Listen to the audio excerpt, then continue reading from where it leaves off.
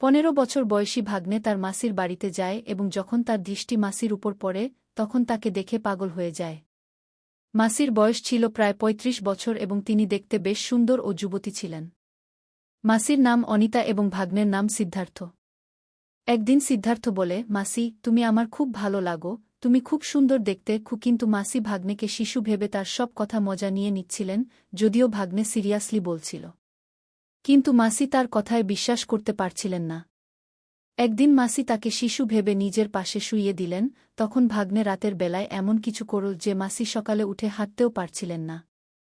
রাতে সে এমন কিছু করল যে মাসির চিৎকার বেরিয়ে গেল এবং তাদের চোখ বাইরে বেরিয়ে আসতে চাইল। তখন পর্যন্ত তিনি কিছু বুঝে উঠতে পারেননি। সিদ্ধার্থের ট্রেন ফুল স্পিডে ছুটে গিয়েছিল। পুরো গল্পটি আমি আপনাকে বিস্তারিত শোনাব, এই গল্পে আপনি অনেক মজা পাবেন। এবং যদি আপনার কোনো এমন ভুল আত্মীয় থাকে যে আপনার বাড়িতে এসে এমন কাজ করতে পারে, তবে আপনি তার সম্পর্কে কিভাবে চিনতে পারবেন, সেই তথ্য আপনি এই ভিডিও থেকে পাবেন। তাই ভিডিওতে শেষ পর্যন্ত থাকুন। যদি এখনও চ্যানেল সাবস্ক্রাইব না করে থাকেন তবে সাবস্ক্রাইব করে নিন।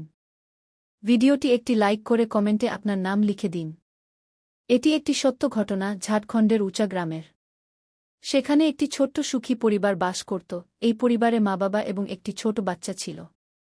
বাচ্চাটির নাম সিদ্ধার্থ। সিদ্ধার্থের বয়স ছিল 15 বছর এবং সে তার বাড়িতেই থাকত এবং পড়াশোনা করত। যে স্কুলে সে পড়ত সেটি শুধু 7ম শ্রেণী পর্যন্ত ছিল।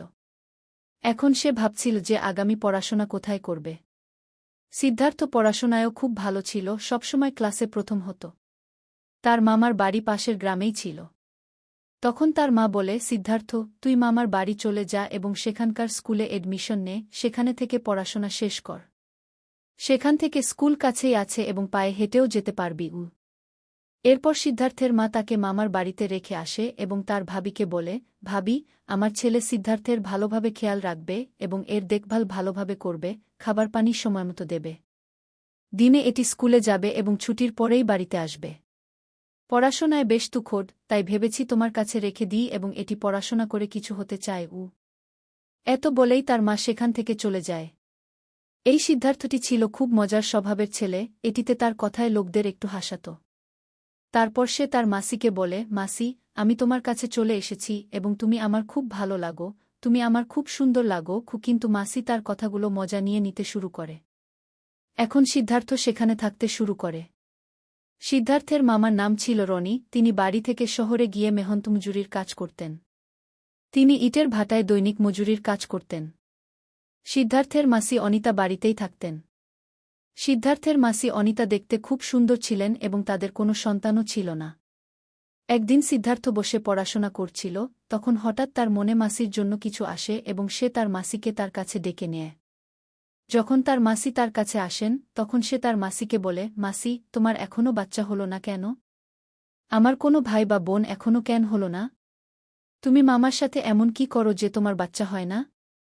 তারপর সে বলে, মাসি, আমি তোমাকে বাচ্চা দিয়ে দেব। তার কথা শুনে মাসি হাসতে শুরু করেন এবং সেখান থেকে চলে যান। এখন মাসির কাজ ছিল প্রতিদিন তার টিফিন বানানো এবং তাকে স্কুলে পৌঁছে দেওয়া, কারণ মাসি সিদ্ধার্থকে খুবই মানতেন। এর পেছনে কারণও ছিল যে তাদের নিজের কোনো সন্তান ছিল না। তিনি প্রতিদিন সিদ্ধার্থকে স্কুলে পৌঁছে দিতেন। স্কুল প্রায় 1 কিলোমিটার দূরে ছিল। তবুও তিনি পায়ে হেঁটে তাকে পৌঁছে দিতেন এবং ছুটির সময় তাকে নিতেও যেতেন। তাদের স্বামী সকালে কাজে বেরিয়ে যেতেন এবং সন্ধ্যায় বাড়ি ফিরতেন। একদিনের ঘটনা, তার স্বামী রনি বন্ধুর বাড়িতে বিয়েতে যায়। তার স্বামী বলে, অনিতা, আজ আমি বাড়িতে আসব না, আমি আমার বন্ধুর বাড়িতে বিয়েতে যাচ্ছি। তুমি আর সিদ্ধার্থ ভালোভাবে বাড়িতে থাকো এবং খেয়ে ঘুমিয়ে পড়ো। হতে পারে আমার সময় লাগবে, আমি হয়তো 2 দিন পর আসব। কারণ আমার বন্ধুর বাড়িতে আজ হলুদ এবং কাল বিয়ে, বরযাত্রা আসার পরেই আমি বাড়ি ফিরতে পারব। তোমরা ভালোভাবে বাড়িতে থাকো এবং সময়মতো খাবার পানি খেয়েও গু। এত বলেই অনিতা বাড়ি থেকে বেরিয়ে যায় যখন তার স্বামী বাড়িতে থাকে না। সে তার ভাগ্নে সিদ্ধার্থকে বলে, সিদ্ধার্থ, আজ তুমি একা ঘুমিও না। আজ তুমি আমার কাছে শুয়ে পড়ো, না হলে তুমি ভয় পাবে।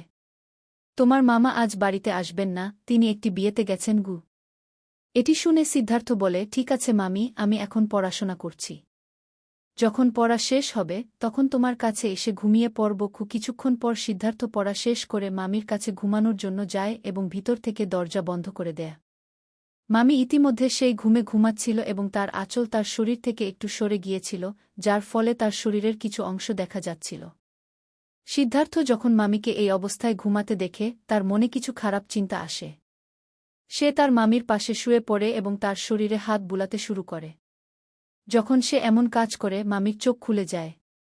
মামি বলে, সিদ্ধার্থ, তুমি কি করছো? সিদ্ধার্থ বলে, মামি, তোমার কাছে এসে আমার খুব ভাল লাগছে। মামি বলে, না সিদ্ধার্থ, এটা ভুল। আমরা এমন করতে পারি না। তুমি তো ভাল ছেলে, এমন খারাপ কাজ কেন করছো?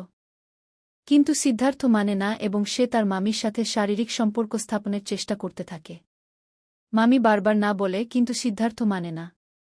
কিছুক্ষণ এইভাবে চলার পর মামিরও ভাল লাগতে শুরু করে। সে বলে, সিদ্ধার্থ, তুমি এসব কোথা থেকে শিখেছ? সিদ্ধার্থ বলে, মামি, কোথাও থেকে নয়, আমি শুধু তোমার কাছ থেকে শিখছি। এরপর তাদের ইচ্ছা বাড়তে থাকে। সিদ্ধার্থ বলে, মামি, এখন আর কিছুই হচ্ছে না, এবং সে মামির কাপড় খুলে দেয়া। এরপর তাদের মধ্যে শারীরিক সম্পর্ক গড়ে ওঠে। মামিও এতে পুরোপুরি সহযোগিতা করে।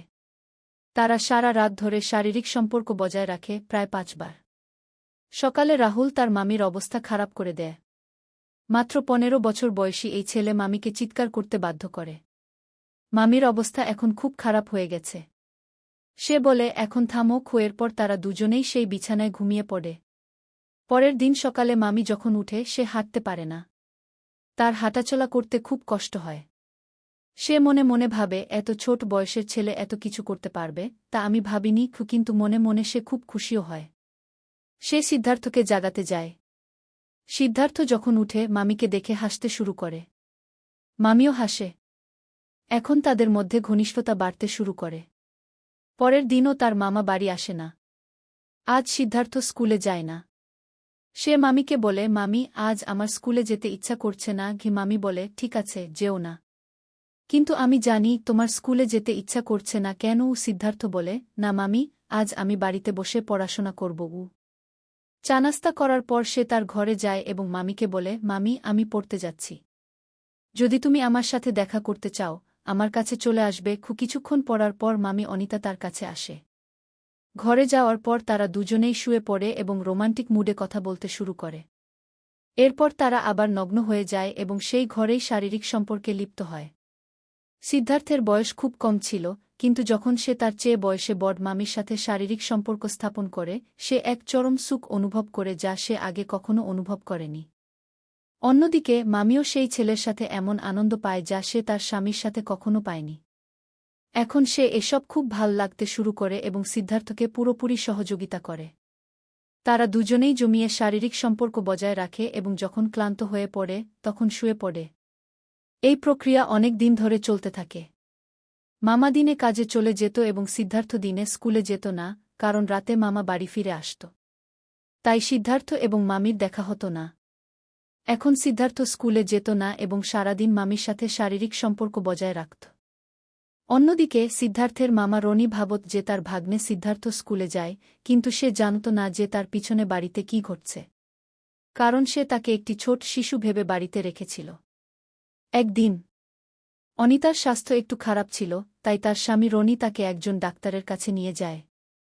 ডাক্তার তাকে বলে, আপনার মাধ্যমে সন্তান হতে পারে না, কারণ আপনার ভেতরেই সমস্যা আছে। এরপর রনি হতাশ হয়ে পড়ে এবং উভয় স্বামী স্ত্রী বাড়ি ফিরে আসে। এদিকে সিদ্ধার্থ তার মামির সাথে বারবার শারীরিক সম্পর্ক গড়ে তোলে এবং সুযোগ পেলেই যে কোনো জায়গা, রান্নাঘর হোক বা শোবার ঘর, তাকে পেয়ে যায়। তার মামিও তার ইশারায় পিছনের দরজা খুলে দিত। যখন সিদ্ধার্থের এই কাজ চলতে থাকে, একদিন অনিতা গর্ভবতী হয়ে যায়। প্রায় 6 মাস পর তার পেট বেরিয়ে আসতে শুরু করলে তার স্বামী বিষয়টি জানতে পারে এবং হতবাক হয়ে অনিতাকে জিজ্ঞাসা করে, ডাক্তার তো বলেছিল তোমার সন্তান হতে পারে না, তাহলে এটা কিভাবে হলো? তখন তার স্বামীর সন্দেহ জাগতে শুরু করে। রনি অনিতাকে বলে, কাল হাসপাতালে যেতে হবে। অনিতা জানত না রনি তাকে কেন হাসপাতালে নিয়ে যাচ্ছে। রনি অনিতাকে হাসপাতালে নিয়ে যায় এবং পরীক্ষা করে জানা যায়, এই শিশু রনির নয়, বরং অন্য কারও। এটা শুনে রনির স্তম্ভিত হয়ে অনিতাকে জিজ্ঞাসা করে, বলো, এ শিশু কার? স্ত্রীর কাছ থেকে এত বড় বিশ্বাসঘাতকতায় তার পায়ের নিচে মাটি সরে যায়, কারণ সে তার স্ত্রীর উপর অগাধ বিশ্বাস রাখত। কিন্তু পেছনে তার স্ত্রী তাকে এত বড় ধোঁকা দিয়েছিল। রাগে জ্বলে সে আবার জিজ্ঞাসা করে, বলো, এ শিশু কার? প্রথমে অনিতা কিছু বলে না, কিন্তু যখন রনি তাকে মারধর শুরু করে তখন অনিতা সত্যি কথা বলে দেয়া। সে বলে, এই শিশু তোমার ভাগ্নে সিদ্ধার্থের। সেই আমার সাথে শারীরিক সম্পর্ক করত, সেই এটা করেছে। এটা শুনে রনির বুঝতে অসুবিধা হয় যে কাজ সে নিজে করতে পারেনি, এত ছোট ছেলে তা কিভাবে করল। পরে রনি তার বোনকে ফোন করে ডেকে আনে এবং সব কথা তাকে বলে। সিদ্ধার্থের মা তখন বলে, যা হয়ে গেছে তা বদলানো যাবে না। ভুল হয়ে গেছে, এতে অজানা কেউ নেই।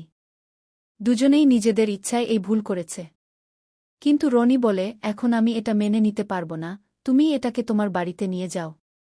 এরপর সিদ্ধার্থ বলে, আমি অনিতাকে ছাড়তে পারব না, এখন আমি তাকেই আমার সাথে রাখব। আমি তার ছাড়া থাকতে পারব না। অনিতাও একই কথা বলে, আমি সিদ্ধার্থ ছাড়া থাকতে পারব না। শেষে সিদ্ধার্থের মা তাদের জিদের কাছে হার মানে এবং তাদের নিজ বাড়িতে নিয়ে আসে। ধীরে ধীরে কিছু সময় কেটে যায় এবং 9 মাস পূর্ণ হয়।